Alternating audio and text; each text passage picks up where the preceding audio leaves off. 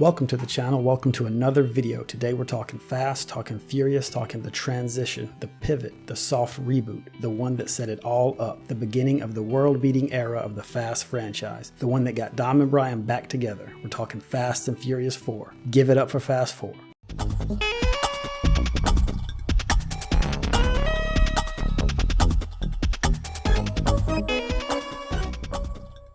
Talking Fast 4 today, and this is the hardest one to deal with. It is the second one that Justin Lin directs and is where the franchise starts to take on its new identity away from street racing and into big budget action movie. Timeline-wise, Fast 4 comes after Too Fast, Too Furious, but before Tokyo Drift. Fast 4 is also preceded by the Los Bandoleros short film, which introduces Leo, Santos, and Han as members of the crew. Los Bandoleros takes place after the events of Fast 1 in Los Angeles and is set in the Dominican Republic. A gas shortage orchestrated by evil corporations thirsty for oil is discussed. Letty and Dom reunite and resume their relationship. Fast 4 itself begins with an oil tanker heist in the Dominican Republic. This is a great action scene with Dom, Letty, Han, Leo, and Santos stealing oil tankers and giving the gas away to those who need it. Letty should have jumped onto the other tanker trailer, the one that is attached to Leo's truck. That way she'd be safe. But anyway, still a great scene. After the opening fuel heist scene, it's made clear that the authorities are hot on Dom's trail. Dom decides they should split up. They do so and go their separate ways. Dom even leaves Letty behind in the middle of the night. Dom is the only one that is truly a fugitive after the events of Fast 1. During Dom's discussion with Letty, she delivers her now infamous line.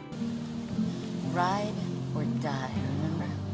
We next get an introduction to Brian, now with the FBI chasing some bad guy down for information. This chase scene is a little bit foreshadowy of the favela chase scene in Fast 5, with a NOS energy drink advertisement peeking out right there. NOS Energy, contact me. We need to talk. Sponsored videos, product placement, whatever you want. Even Brian blasting out of that window looks like The Rock blasting through the window during the Fast 5 favela chase. Brian gets a name and a connection from the guy he was chasing. Cut to Dom in Panama, working on a 70 Chevelle, presumably the same one from the Fast 1 post-credits scene. He then hears from Mia that Letty has been murdered. He goes back to the funeral and watches, but only from afar. He's a wanted man after all. He remains in LA to investigate. Dom visits the site of Letty's crash. Analyzing the marks and residue on the road, he discovers a clue to Letty's murder, deducing that the car chasing Letty had a nitromethane tank mod. Dom knows the only guy in LA that does that mod. Mia is arrested and she and Brian are reunited. Their conversation provides a bit of foreshadowing as Mia cuts right through Brian right here, saying to him, "Maybe you're not the good guy pretending to be a bad guy. Maybe you're the bad guy pretending to be the good guy."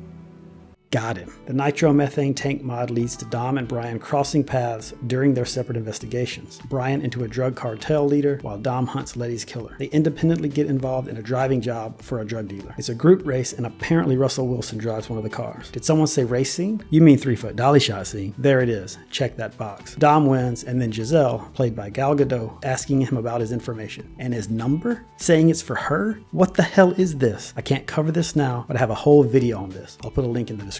Anyway, at the beginning of the later driving/smuggling scene, we get another product placement of NOS Energy drink. NOS Energy, hit me up. My channel content is made for your product. The driving starts in Mexico and the drivers are led by Giselle via radio and satellite. After the driving job, Dom blows everything up, literally. He and Brian end up stealing the drugs and making it back to LA. Dom discovers that Brian was responsible for putting Letty in with Braga's crew. When confronted, Brian claims she only did it to clear Dom's name. They then team up to take down the same guy. Flashback footage reveals that Letty was murdered by Phoenix, Braga's henchman. In Act 3, they go after the bad guys and pull the whole thing off. Dom declares he's through running and surrenders to authorities. He is sentenced to 25 years in prison. The movie ends with Mia, Brian, Leo, and Santos driving in to rescue Dom from the prison bus. So what did I think? This one is considered by many, including me, to be the worst of the best. Basically better than Too Fast, Too Furious and Tokyo Drift, but inferior to everything after it. However, some think this one is great because it is a big budget action movie, but cars and street racing are still central to the plot, which is a decent point. I liked this one enough, but that is about it. I think it bridges the gap between car movies and big budget action movies, but not as well as Fast 5 does. What this movie does do is demonstrate that Brian and Dom are on the same team for good now, especially with that ending. Watching it again, I really enjoyed the first 2 acts. The setup in Act 1 is good. The parallel investigations of Brian and Dom are great. In Act 2, I liked how they got in deeper and deeper and deeper. It's Act 3 where it all goes off the rails. The final chase scene is not good, and it's too long. It's like they didn't know what to do to make the movie the right length, so they just extended the chase scene. On top of that, it's confusing. The characters and their motivations are reversed. The audience is primed and prepped to see Brian chase Braga and Dom chase Phoenix. But then Brian just easily captures Braga, runs off with him, and Dom tries to help Brian. Never mind Phoenix. Instead of Dom chasing Phoenix, Phoenix is chasing them. I think this is the main reason it's hard to get into Act 3. Act 3 hurts the movie for me, despite the strengths of Acts 1 and 2. That's my surface level review of this one.